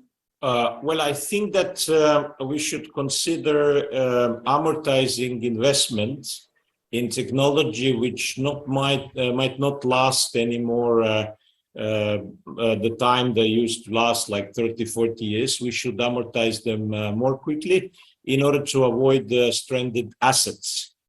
This is a significant issue when you enter transition. We still need some investment in old technologies. But the question is how much, until when, and for how many years this investment will actually pay back. So this is a very important message that is being discussed in Europe, and the balancing of new technologies and necessary rewiring European energy system to supply from other sources will make us have to do some very difficult decisions. Okay, there is one second question from Sir Kilkes. It is net zero by mid-century rather than end of century is also important. In addition, as also indicated in the IPCC summary for policymakers, CO2 capture and subsurface injection is a mature technology for gas processing and enhanced oil recovery, only with much less maturity for the power sector. So, Raquel, do you have any comments? Thank you. I'm not a geologist and I'm not going to discuss about this deeply, but I do think, yes, we are improving this technology, and I've been seeing something being discussed inside the ethanol production in Lucas do Rio Verde, in the central west of Brazil. They're trying to make capture from CO2 in the already green industry of ethanol. I think some investments in technology have been done, and I do think if we have a fungible carbon market, it will help to improve the strength of this new technology. So I think we should do our effort, integrate all the carbon markets in the world, and also make possible to the targets that we have here in Renova Bio, for instance, be part of this market, that will also help us to be even more advanced in the use of renewables as we are here. So I think we have some. And the CO2 that we have in the ethanol industry is very pure, can be resources for other fuels that we have using another process to produce another renewable sources for the transport and etc. So I see a future that we have answers interesting towards this net zero target that we have in this agreement. Thank you. Thank you, Raquel. Rodrigo, please. Yes. I think it was me who mentioned that the net zero by the end of the century. Actually, the question is right. It's more by mid-century. I think 2060 at most. And also, just to reinforce that, I think that the carbon capture and injection in subsurface it is mature for gas processing and enhanced oil recovery. Not really for the power sector, and we don't see many projects with the power sector. I think the one that was working in the US, or kind of the Boundary Dam project, was shut down. I think it was the only one, but I don't envision this process being quite spread with associated with the power sector. I think the power sector is moving fast to renewable energy. And the carbon capture and storage will be much more related to harder to abate emitters, such as I mentioned already, the industries, even transportation if possible, or even and also with a removal technology such as direct air capture or bioenergy CCS. So I don't think the power sector will invest heavily on these processes, using fossil fuel, of course. Okay, Marcos. Yes, I before joining carbon engineering, I had some experience in coal-fired power plants, and since 2010, I've been following the capture technologies. And as Rodrigo said, the technologies are there. Capturing CO2 in natural gas processing units is done very frequently, very often. We have examples at Reduc, they do it there, and many projects are now being considered. I have a bit different perception, as Rodrigo just mentioned. It would be interesting to listen to Nevin.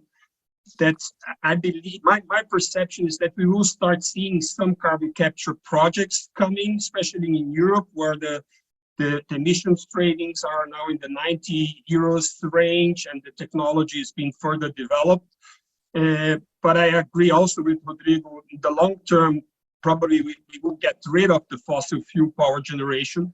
But I read from IPCC and from the International Energy Agency that it's fundamental that we start capturing CO2 from flue stacks to help in the transition. So yeah, my perception is that technology is mature, is there. It's just a matter of pricing. The carbon has to have a price to make those projects to take off. And especially in Europe, I think with this, they have this dilemma that not under my backyard syndrome. They don't want the CO2 stored below their gardens.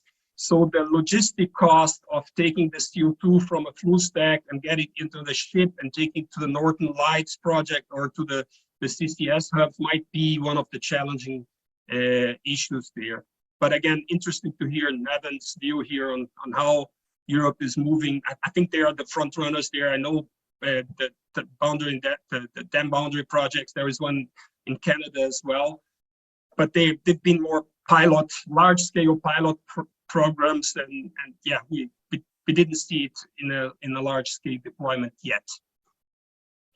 Okay, and Rubião? Well, I think I'm checking here that here he made an additional comment here that he's asking, how can we increase the investment? There is kind of long lasting.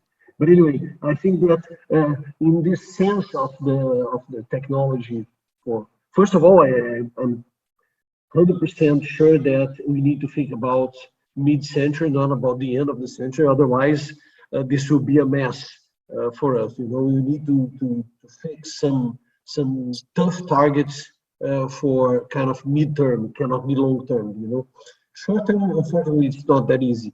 But anyway, what I see that it can be kind of interesting, in my opinion, is when you see companies like Braskem, for instance, taking part in investments to try to deal with their emissions. You know, because when you talk about Petrobras, Petrobras kind of when we think about the fields, the offshore fields, and the idea of recovering oil, is something that is kind of in their blood already. You know, they already know what we are talking about. It's just a matter of making decisions, making some calculations, having some enabling technologies, finding the best way to do things. But when you see a new player coming to this area, like Braskem, like maybe, for instance, the steel mill plants, they could also be an interesting partner, despite the fact that they, and also Braskem, they can also try to invest a little bit more in let's say, using hydrogen instead of using coke in the steel mill plants. The same thing for Braskem. And so I think that if we have these other companies coming together and thinking about hubs, I think that then we can have a kind of an alternative way and an alternative structure for investments to develop the technology. It may be a way. I don't know how exactly it is in Europe right now.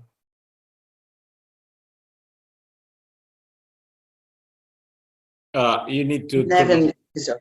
Yes. Yeah. Well, I agree with Rodrigo very much. I think we will be seeing CCS mostly in cement and such industries. We have lost the chance to use it in power industry. We started with several demonstration projects. 12 of them were financed, and they were supposed to be online by 2014, but most of them were abandoned. And it seems like a high CO2 cost, which is, let's say, last 5 years, did not really create a situation for CCS in power sector. CCS in cement sector is not coming yet, probably after 27, when we install a carbon border adjustment mechanism, so that the imported cement will have to pay for CO2. Then we will remove free CO2 certificates from cement industry, and then they will start developing it. But that means they should be developing it now, and I don't really see it happening. So apart from a Norwegian project and Croatian project in EOR and EGR, I don't see much happening at the moment on CCS front. Everything can change because everything is so fluid in Europe that in 2 years' time we could see some new movement into that direction. But I think that for power is already too late. We don't need coal anymore. Okay, Nevin, we have the final session of the SDEWES coming, so many other questions will still remain open.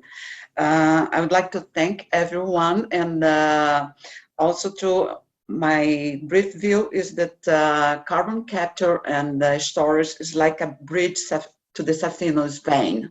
So we have to have a healthy diet for the heart and to avoid needing this bypass. So thank you all, every panelist, for your participation and brilliant views. And the floor Thank is you, yours. Ofelia. Thank you, everyone. Thank you. Thank you, Ofelia. Thank you, everybody. It was a very, very valuable and informative lecture.